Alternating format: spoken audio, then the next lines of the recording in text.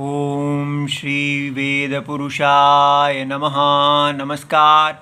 Class number 533 Shrimad Bhagavad Gita जी शंकराचार्य जी के भाष्य के अनुसार आरंभ किया जाता है।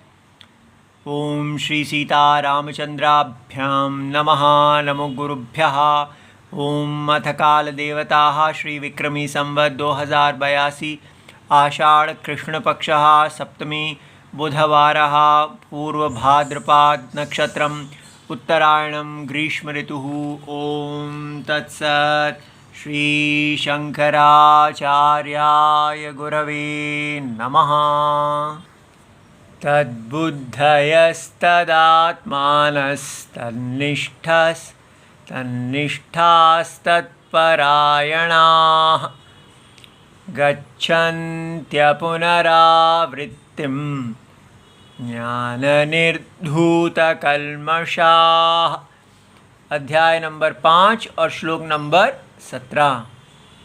पुस्तक है Gita Press Gorakhpur, book number 10, Shankaracharya ji के भाष्य वाली भगवद गीता जी। अच्छा जी, तो यहाँ पर भगवान ने पिछले श्लोक में बताया है कि कैसे ज्ञान जो है वो सूर्य नारायण के समान, जैसे सूर्य सारे रूपवान वस्तु को प्रकाशित करते हैं, उसी प्रकार ज्ञान आत्मा को, जो स्वयं ज्योति है, उस आत्मा के बारे में अज्ञान दूर करके उसे प्रकाशित करते हैं। तो इसलिए जो आत्मा का ज्ञान है, आत्म विषय ज्ञान, तद्बुद्धयः, उसमें कहा गया कि जो सन्यासी जो है, जिसका आत्मज्ञान उदय हो गया है, वो सदा तद्बुद्धि हो जाते हैं, उसी ज्ञान में उनकी बुद्धि रहती है। ठीक है।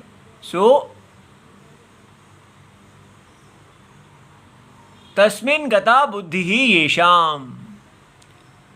तो ये जो बुद्धि उनकी उत्पन्न हुई है कि ये सारा स्वप्न जो है, ये जागृत स्वप्न के तुल्य है, ये सारा जागृत दर्पण में दिखने वाली एक माया नगरी के तुल्य है, और ये दर्पण जो है, जो इस माया नगरी को धारण करता हुआ भी अस्पृष्ट रहता है।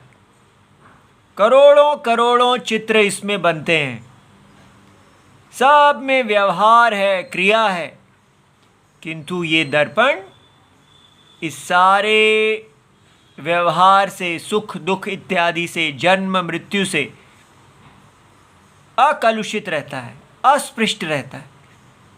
इस प्रकार उनकी बुद्धि इस संसार, इस नगरी में, माया नगरी में नहीं, माया नगरी को धारण करने वाले दर्पण में रहती है।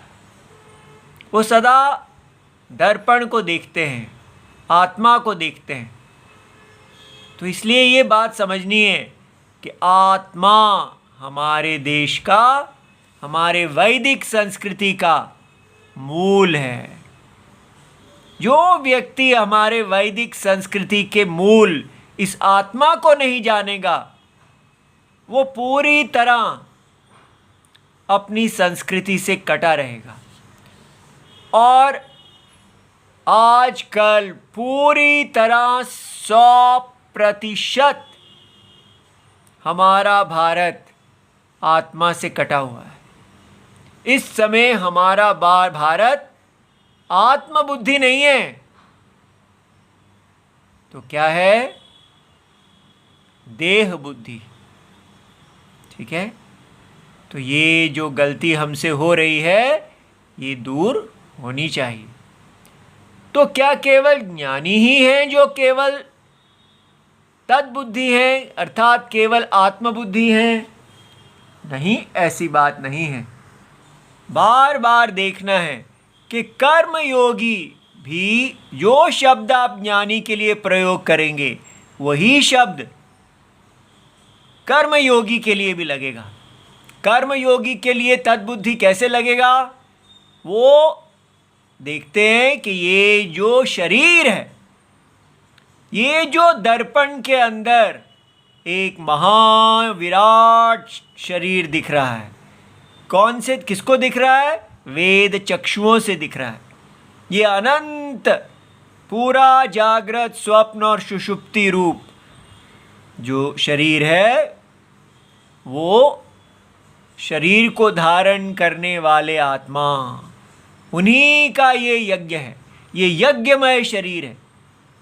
तो वो अपने आप को इस यज्ञ में अपना स्थान देखते हैं, उस स्थान से वो अपना स्वधर्म निर्णय करते हैं और वो कहते हैं कि मुझे आत्मा की रक्षा करनी है। ये जो आत्मा की रक्षा का जीवन लक्ष्य है, ये है हमारा भारत। ठीक है, इसको समझना है कि आत्मा की रक्षा नहीं की और उसके अतिरिक्त अनात्मा में किसी भी चीज की रक्षा करते रहे।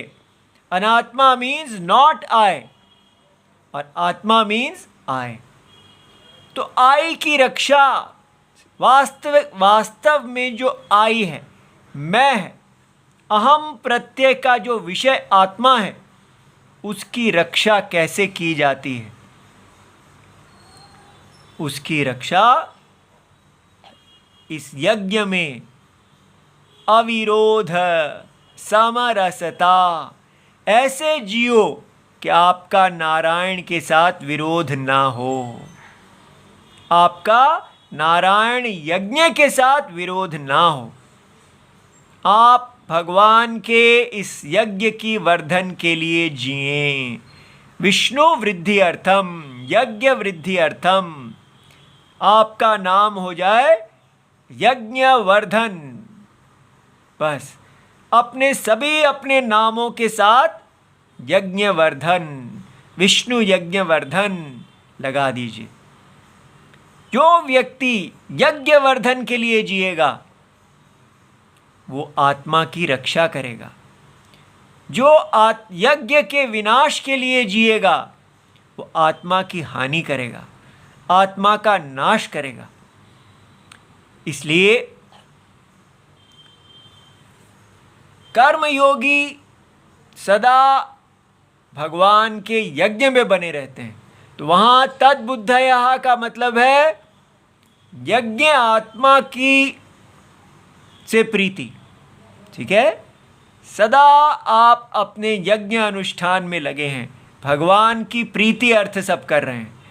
और ज्ञानी के लिए तद्बुद्धया का मतलब क्या है कि वो इस यज्ञ को ही मिथ्या देखते हैं और उन्होंने अब अपने कर्मों का संन्यास कर दिया है, यज्ञ कर्मों का, और वो सदा इस यज्ञ की आत्मा को ही जगत का सत्य देखते हैं, उसी आत्मा में बने रहते हैं। तो कर्मयोगी भी आत्मा में बने रहते हैं और कर्म सन्यासी भी। लेकिन कर्मयोगी अपने कर्मों के जो वैदिक शास्त्रीय ब्राह्मण आदि कर्म हैं उनसे सदा यज्ञ भगवान, यज्ञ आत्मा से प्रेम करते रहते हैं। और जो कर्म सन्यासी हैं वो सदा प्रेम स्वरूप, आनंद स्वरूप, परम प्रेमास्पद आत्मा में बने रहते हैं। दोनों प्रेमी हैं। ठीक है, अच्छा जी। तो तद्बुद्धया हो गया, तदात्मानः। तो तदेव परम ब्रह्म आत्मा येषाम, ये परम ब्रह्म जो सारे जगत की आत्मा है, परम है, सबसे परम, सबसे बड़े, सर्वव्यापी, ते तदात्मानः, वो उसको अपना आत्मा मानते हैं। अज्ञानी लोग क्या कहते हैं? देह आत्मा, इंद्रिय आत्मा, मन आत्मा, बुद्धि आत्मा, अव्यक्त आत्मा, इस प्रकार अंदर अंदर वो जो व्याप शरीर हैं उन्हीं को आत्मा समझते हैं, लेकिन विवेकी व्यक्ति सर्वव्यापी आत्मा, प्रकाश स्वरूप आत्मा को ही सत्य आत्मा समझते हैं। तो कर्मयोगी क्या समझते हैं? वो भी, उनके लिए भी यही है, तदात्मानः, कि वो अपने आप को देह, माया देह नहीं समझते, वो अपने आप को निर्विकार जगत की आत्मा देखते हैं। वो अपने शरीर में सर्वात्मा का वास देखते हैं, वो अपनी चाल में सर्वात्मा की चाल देखते हैं, वो अपनी वाणी में सर्वात्मा की मंगल वाणी को देखते हैं। सदा जगत की आत्मा और उनकी माया का दर्शन करते हैं। ठीक है, इसलिए उनको कोई माया मोहित नहीं करती। उसके बाद तन्निष्ठा, तो निष्ठा क्या होती है? अभिनिवेश, माने जब आप किसी चीज से प्यार करते हैं तो आपका मन पूरी तरह उसमें निविष्ट हो जाता है, खींच लिया जाता है। तो तत्परता, आपकी तत्परता कहाँ है? इंद्रियों के विषयों में या इंद्रियों के विषयी में? तो सर्वाणि कर्माणि सन्न्यस्य, वो सारे अपने कर्मों को छोड़ के ब्रह्मणि एव अवस्थानम येषाम, उनकी स्थिति केवल ब्रह्म में है। और कर्मयोगी सर्व कर्माणि सन्न्यस्य नहीं, सर्व कर्माणि ब्रह्म में आहुति देकर, निक्षिप्य, उनके सारे वैदिक कर्म ईश्वराय करोमि। ठीक है, तो वो भी सदा ब्रह्म में बने हुए हैं, बस कर्म कर रहे हैं। और ज्ञानी अब अकर्ता आत्मा में बने हुए हैं, कर्म त्याग दिए हैं। तो ये इतने सारे शब्द क्यों कहा है? तद्बुद्धयः, तदात्मानः, सबका एक ही जैसा तो अर्थ लगता है। ये बार बार अलग अलग शब्दों के द्वारा हमें इसी हमारी बुद्धि को इस पे लाया जा रहा है। यदि आप इसके क्या किया जाता है, इसको पढ़ के इन शब्दों को दिमाग में बिठा लिया, तदात्मानः तदात्मानः, ऐसा उच्चारण करते रहे, तो सदा आपका ध्यान इस पे रहेगा कि परम ब्रह्म ही आत्मा है, जगत की आत्मा, ये माया नहीं। तो तत्परायणाः, तो परायण का अर्थ भगवान देते हैं तद एव परम आयनम, परागति येषाम, तो वो परम सत्य ही उनके लिए आयनम है। अयन माने गति, जाने का स्थान, गंतव्य। ठीक है, इसलिए तो वो और कहीं नहीं जाना चाहते, कोई किसी चीज़ की इच्छा ही नहीं है उनको, वो अपने आत्मा की ही इच्छा करते हैं। एक अलग ही दुनिया है ये। ते तत्परायणाः केवल आत्मरतयः इत्यर्थः, तो उनकी रति, उनका मन कहाँ लगता है? आत्मा में। जब हम छोटे थे तो अपने नानी जी से एक बार हमने कहा कि नानी जी आप पिक्चर क्यों नहीं देखती हैं? तो वो कहती हैं कि बेटा मैंने ये सब देख लिया, आप देखो। मुझे बड़ा आश्चर्य हुआ कि इनके पास सब पिक्चर वगैरह देखने का मौका है, मेरे पास तो नहीं है, मुझे तो पढ़ाई करनी पड़ती है, टाइम ही कहाँ है और कब मौका मिलता है। और इनके पास सब मौका है और ये ऐसे ही बैठी हैं, क्यों नहीं देखती? और जब कहा जा रहा है तो कहती हैं सब देख लिया मैंने, और केवल अपनी माला को ही जप रही हैं, ऊन की बनाई हुई। तो बड़ा आश्चर्य होता था ये कैसे, क्या है। लेकिन अब समझ में आ रहा है कि हमारे भारत के लोग कैसे जीते हैं। वो एक अच्छी गृहस्थ थी और उनने अपने गृहस्थ धर्म का पालन किया, और उसके बल पे ही विरक्त भाव से उनको ये बताया गया था ये आपका कर्तव्य है। वो कर्तव्य ही करती रह गई और सबको बताती रहीं, बस बहुत अच्छा किया आपने, अपना कर्तव्य कर दिया, कर्तव्य कर दिया। बस ये वाणी मैं उनके मुख से सुनता था।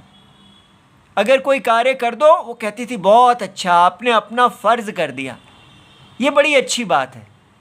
और धीरे धीरे धीरे मुझे समझ में आया कि वो घर की जो सबसे कम पढ़ी लिखी थी, उस वास्तव में सबसे बड़ी ज्ञानी थी। और मुझे पूरे भारत में ऐसा ज्ञानी नहीं मिला जैसी मेरी नानी जी थी, क्योंकि वो कर्म योगी थी और उन्होंने किसी भगवत गीता को नहीं पढ़ा था। उन्होंने अपनी माताजी से, अपने पिताजी से, भारत के संस्कारों से इस कर्म योग के ज्ञान को प्राप्त किया था। वो सुबह से लेके शाम तक पूरे परिवार की सेवा करती रही। जब तक वो वृद्ध हुई, लगभग 100 लोग ऐसे थे जो उनको अपनी माँ कहते थे। आप सोच सकते हैं, इतना आश्चर्य होता था मुझे ये देख के कि इतने सारे बेटे कहाँ से निकल रहे हैं इनके। पूरे परिवार में उनकी सास के बच्चे, उनके बच्चे और उनकी सास की बेटियों के बेटे, बेटों के बेटे, पूरे परिवार में जहाँ भी बच्चे हैं, पता नहीं कैसे सबको उनके अंदर एक माता प्यार करने वाली दिखती थी। और मुझे भी ऐसा ही लगता था कि ये मुझे प्यार करती हैं, लेकिन वो किसी से भी प्यार नहीं करती थी। वो केवल अपना कर्तव्य करने वाली थी। एक पुरानी इतनी सुंदर भारत की माताजी जो अब लुप्त हो गई हैं, पता नहीं ऐसी माताजी का हम फिर दर्शन करेंगे कि नहीं। तो वो तत्परायणा, इतनी सरल स्वभाव वाली, लेकिन सदा अपने धर्म को जानने वाली। इसलिए सरलता का मतलब ये नहीं कि आप बुद्धू बनेंगे। वो जब किसी को भोजन देती थी तो आपको अब 2 रोटी 2 मिल गई हैं, तो वो कह रहा नहीं मैं और खाऊंगा, तो वो कह रही नहीं खाना है, अभी आपका भोजन, दोपहर का भोजन भी आएगा, अभी खा लेंगे तो आप फिर वो नहीं खा पाएंगे। तो उनका प्यार कभी ऐसा नहीं होता था कि अगर उनके पौत्र और पौत्री आए हैं तो वो जो मांगेंगे वो कर देंगी। वो बिल्कुल रुक जाती थी, नहीं और नहीं, उनको नहीं कहना आता था। ऐसी माताजी, ऐसा ज्ञान रखने वाली जो थी, उनको हम कहते हैं कि वो क्या है, केवल आत्मरता। उनकी रति किसी में नहीं थी, उनकी रति अपने भगवान में थी, जिसके प्रति वो अपना कर्तव्य कर रही थी। देखिए, रति भगवान में थी और 100 लोग ऐसा मानते थे कि ये मेरी माँ है। अब देखिए ये कैसा भारत था। और ऐसी वुमन को हमने कहा ये एम्पावर्ड नहीं है, इसके पास इकोनॉमिक बल नहीं है, इसके पास करियर नहीं है। हमने उसकी कितनी निंदा की और आज तक करते आ रहे हैं। और आज कोई ऐसी स्त्री नहीं है जो मेरी नानी जी जैसी बनना चाहता हो। इसलिए केवल आत्मरति, विरक्त, ये हमारे भारत के सभी लोग होते थे ऐसे। और आज लग रहा है जैसे ये तो कोई अन्य ही दुनिया की बातें हो रही हैं, ऐसा हो ही नहीं सकता। तो ऐसे कर्म सन्यासी हो या कर्म योगी हो, येषां ज्ञानेन नाशितम, उन्होंने अपने ज्ञान के द्वारा नाशितम, नाश कर लिया। किसका? जीवन का नहीं, आत्मनः अज्ञानम, आत्मा के अज्ञान को नष्ट कर लिया, अर्थात बाधित कर दिया। ते गच्छन्ति एवं विधा अपुनरावृत्तिम, तो जब उनका शरीर चला जाता है तो वो कहाँ को प्राप्त होती हैं, कहाँ जाते हैं? वो अपुनरावृत्ति को जाते हैं, अर्थात पुनः उनको शरीर प्राप्ति नहीं होती। वो क्या हैं? वो सत्य ही हैं, सत्य ही थे और सत्य ही रहते हैं। सो अपुनर्देह संबद्धम, वो पुनर्देह की प्राप्ति नहीं करते हैं। ज्ञान निर्धूत कल्मषाः, उस आत्मज्ञान में उनके सारे के सारे पाप धुल जाते हैं, अज्ञान धुल जाता है। यथोक्तेन ज्ञानेन, ये जो ऊपर ज्ञान, अकर्ता आत्मा का ज्ञान कहा गया, निर्धूताः नाशिताः कल्मषः, कल्मष क्या है? पापादि संसार कारण दोषाः। तो ये जो पाप आदि हैं, जो व्यक्ति को बार बार संसार मुखी, इच्छा मुखी कर देते हैं, काम मुखी बना देते हैं, वो सारे दोष उनके धुल जाते हैं। ते उनको कहते हैं ज्ञान निर्धूत कल्मषाः यतयः इत्यर्थः, अर्थात वो यति हैं, सदा यत्नशील। देखिए सारा कह के शंकराचार्य जी क्या कह रहे हैं? यतयः इत्यर्थः। इसलिए मेरा बेटा, इस सारे भगवत गीता की अर्थ क्या बात निकल रही है? आत्मा की रक्षा करनी चाहिए। प्राण जाए पर आत्मा ना जाए, आत्मा ही राम है। अब आपको महाभारत में से एक विदुर नीति उद्योग पर्व में एक ऐसा श्लोक दिखाते हैं जिसको भारत में आजकल बहुत प्रसिद्ध है, जो आत्मा की रक्षा के बारे में बात करता है। ये श्लोक महाभारत जी में उद्योग पर्व, प्रजागर पर्व 37वें अध्याय में 17वें श्लोक है। पहले मंगल श्लोक कहते हैं, ओम नारायणं नमस्कृत्य नरं चैव नरोत्तमं देवीं सरस्वतीं व्यासं ततो जयमुदीरये। ये देखिए, त्यजेत कुलार्थे पुरुषं ग्रामस्यार्थे कुलं त्यजेत, ग्रामं जनपदस्यार्थे आत्मार्थे पृथिवीं त्यजेत।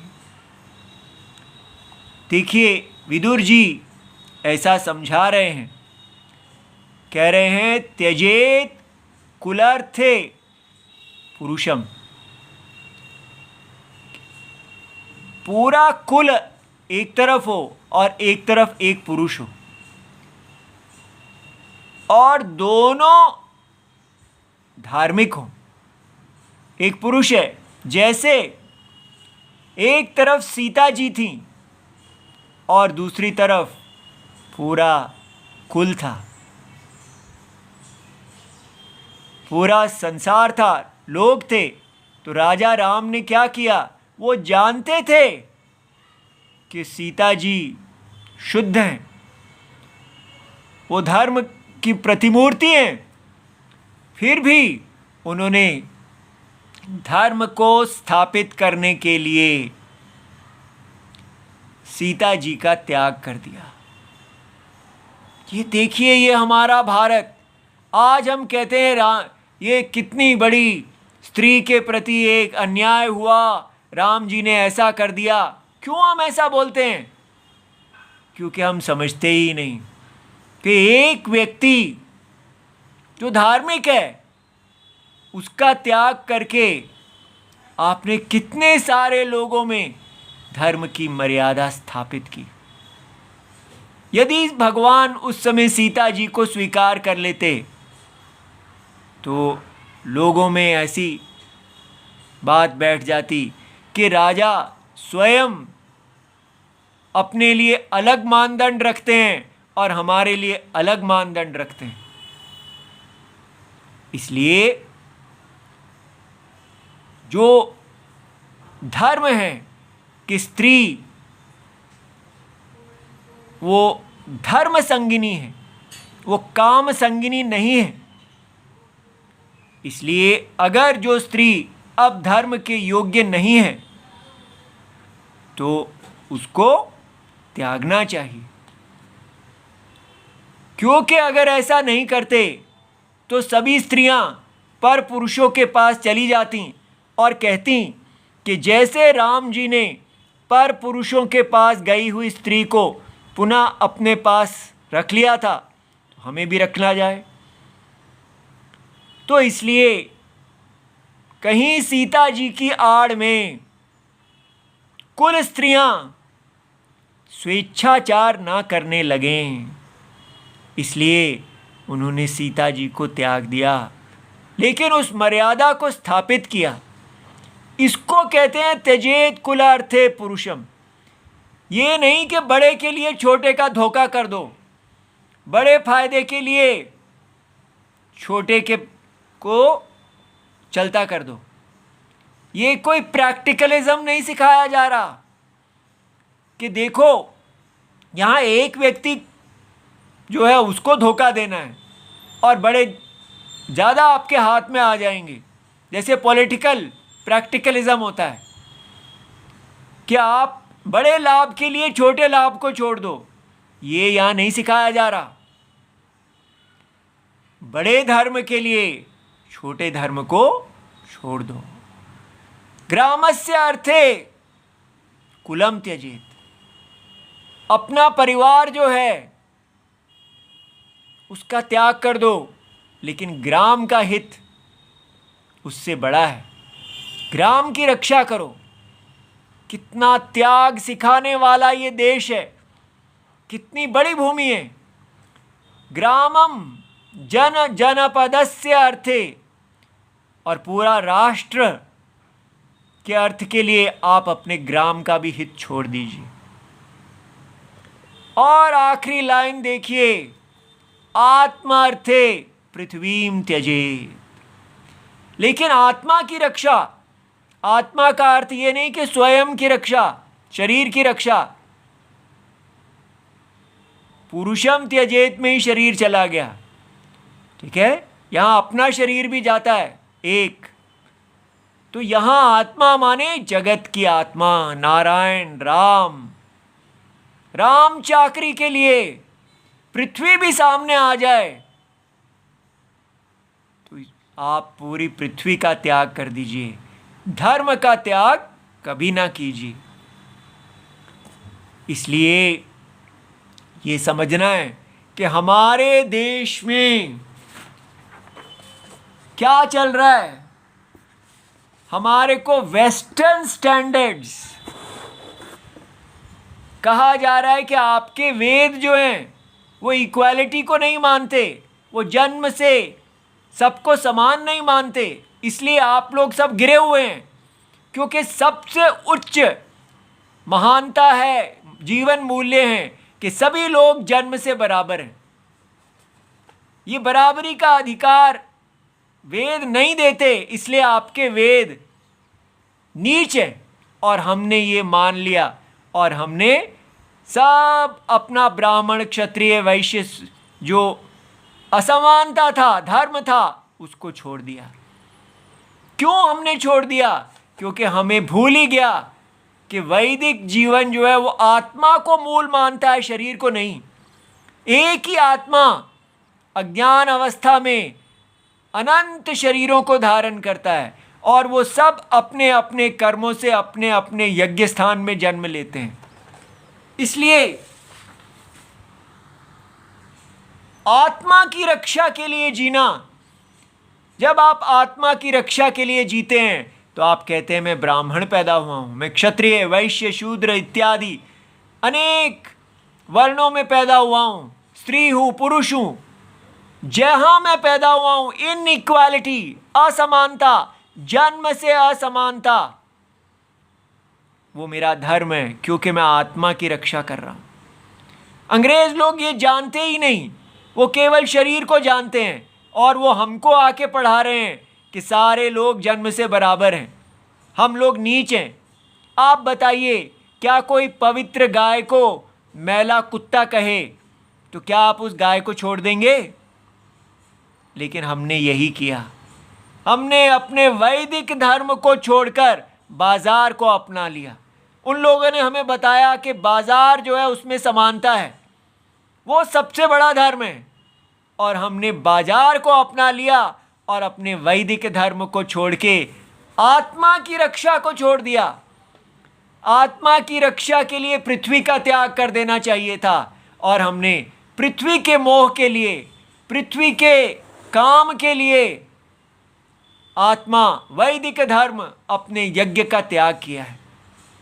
कितना बड़ा पाप किया है हमने, हमें इसका प्रायश्चित्त करना चाहिए और वापस अपने जन्म से पिता पुत्र परंपरा, माता पुत्री परंपरा को वापस लाना चाहिए, और मेरी नानी जी जैसे भारतवासी पुनः जन्म लेने चाहिए। ओम नमो भगवते वासुदेवाय। प्रणाम।